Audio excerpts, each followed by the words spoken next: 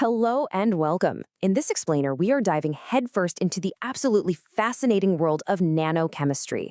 Now, if you're an applied chemistry student, especially my friends over at CMS College of Engineering and Technology, and you're gearing up for your Unit 2 exams, you are in exactly the right place.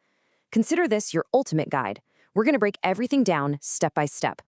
Okay, so here's our game plan. We'll kick things off with the absolute basics. Then we'll get into the really cool part, the bizarre properties that only show up at the nanoscale. We'll take a tour of the key nanomaterials you need to know, put carbon nanotubes under the microscope, see how we actually make this stuff, and then finally, look at how it's literally changing the world around us.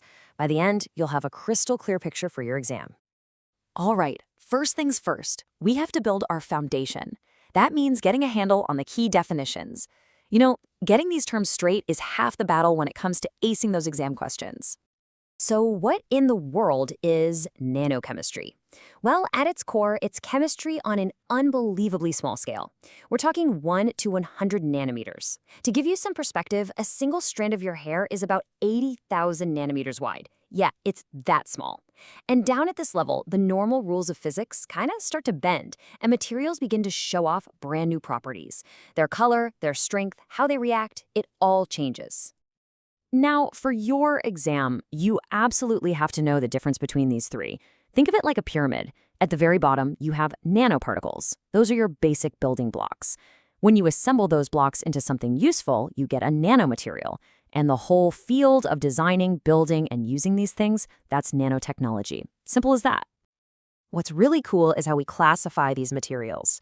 It all comes down to their shape, or their dimensions. So a 0D material, like a quantum dot, is a tiny speck that's nano in every direction. Think of it as a point.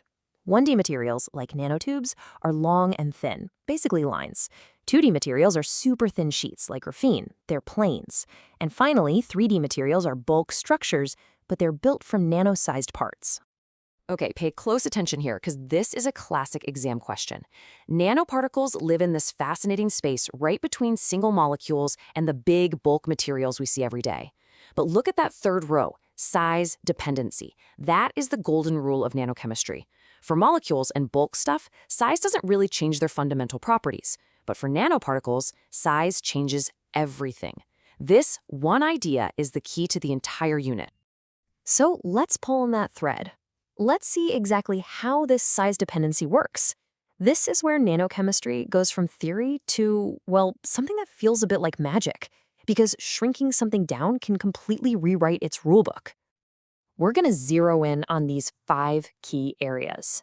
When you go nano, a material's optical, electrical, mechanical, magnetic, and chemical behaviors can just go wild. They become totally different from what you'd expect. Let's break them down one by one. Just look at this. It's the perfect example. We all know gold is, well, gold-colored. But if you shrink gold down into nanoparticles, it turns red. That's not a trick. It's real physics, all thanks to quantum effects and how those tiny particles mess with light. Same thing with zinc oxide. In its normal bulky form, it's that thick white paste in old-school sunscreen. But nano zinc oxide? It's totally transparent, but it still blocks UV rays. That's why your sunscreen isn't pasty white anymore. And the strange effects don't stop with color.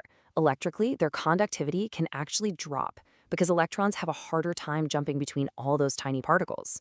Mechanically, they get way stronger. Why? Because at the nanoscale, there's just less room for tiny cracks and defects to form. And get this, magnetically, a material that's normally a permanent magnet can become super paramagnetic. That's a fancy way of saying you can literally flip its magnetism on and off like a light switch. When it comes to chemistry, it all boils down to one simple thing: surface area. Think about it. When you smash a big block into millions of tiny particles, you've suddenly exposed a massive amount of new surface. More surface means more atoms are ready and waiting to react. This huge surface area to volume ratio makes nanomaterials insanely powerful as catalysts and just way more reactive in general. Okay, so we've got the basics down and we know why these materials are so special. Now, let's meet the cast of characters. These are the main types of nanomaterials you'll definitely need to know for your exam, the real stars of the show. First up, the most fundamental player, nanoparticles. These are just tiny clumps of atoms, the real workhorses of the nano world. That massive surface area we just talked about, that's what makes them so great in everything from those clear sunscreens to industrial catalysts that speed up chemical reactions. Now go even smaller and you get nanoclusters. These guys live on the weird border between being a single molecule and a full-on particle. And here's where it gets wild. They have what scientists call magic numbers. That means clusters with a very specific number of atoms are way more stable than others. Their properties can change with the addition of just one single atom, which makes them perfect for super sensitive sensors. Now, this is a distinction you'll want to remember. Nanowires and nanorods are both basically tiny sticks, but the difference is their aspect ratio. That's just length divided by width. Nanowires are the super long, skinny ones. Think of a piece of spaghetti. Nanorods are shorter and stubbier, more like a piece of macaroni. That simple shape difference means they're used for completely different things. And that brings us to nanotubes. As the name suggests, they're tiny, hollow tubes. And these things are famous for having an incredible mix of properties. They are stronger than steel, but they're also super flexible, and they can be fantastic conductors of electricity. Let's zoom in on the most famous nanotube of all. Yeah, carbon nanotubes, or CNTs, are such a big deal they get their own section. The easiest way to picture them is to imagine a single one-atom-thick sheet of carbon, that's called graphene, and then imagine rolling it up into a perfect seamless tube. That's a carbon nanotube. There are two main flavors. You've got your single-walled nanotubes, which are made from just one rolled-up layer of graphene. Then you have multi-walled nanotubes, which are like those Russian nesting dolls. It's a bunch of tubes tucked one inside the other. And that structural difference changes what they're good for. Now, this is where it gets really, really interesting.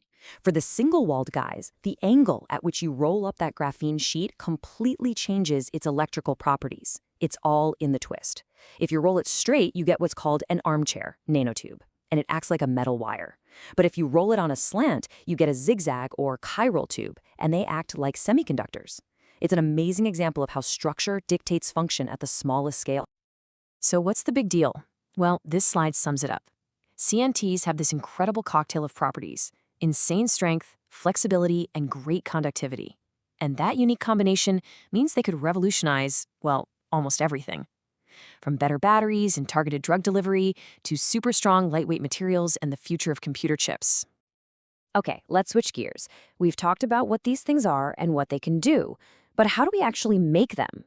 Broadly speaking, there are two main philosophies. You can start big and carve down, or you can start small and build up. We call these top-down and bottom-up. Here's a great way to think about it. The top-down approach is like being a sculptor. You start with a big block of marble and you chip away everything that doesn't look like your statue. Methods like ball milling do just that. They grind big stuff into small stuff. The bottom-up approach is like being a builder. You start with individual bricks and you assemble them one by one to build a house. Chemical methods do this, building nanomaterials atom by atom. Here's a classic bottom-up method you should definitely know: the sol-gel process. You start with your chemical ingredients dissolved in a liquid. That's the sol. Then, through some clever chemistry, you get those ingredients to start linking together, forming a solid network throughout the liquid. That's the gel. Once you dry it all out, you're left with a solid nanomaterial, often one that's super porous, which is perfect for filters and coatings. ECC is another key bottom-up technique, and it's basically just a very, very precise form of electroplating. You take a surface you want to coat, stick it in a chemical bath full of metal ions, and then run an electric current through it. The electricity causes the metal ions to stick to your surface, building up a perfect, ultra-thin film of nanomaterial. The best part is you have amazing control over how thick that film gets. So, this all leads to the big question: what's the point? We've talked about the science, the properties, the methods. Now let's look at the payoff. For all you future engineers and technologists, this is where the science hits the street. And the impact is just mind-blowing. In medicine, we can design nanoparticles that hunt down cancer cells and deliver drugs directly to them, leaving healthy cells alone. Tiny biosensors can spot diseases way earlier than we ever could before. And in agriculture, nanosensors can tell a farmer exactly when a crop needs water or fertilizer, helping us feed the world more efficiently. Nanotechnology is also powering the green energy revolution. It's giving us solar cells that capture more sunlight and batteries that hold way more charge. And electronics? The only reason your phone gets faster and smaller every year is because of nanotechnology. Those tiny, nanoscale transistors are the engines driving our entire digital world.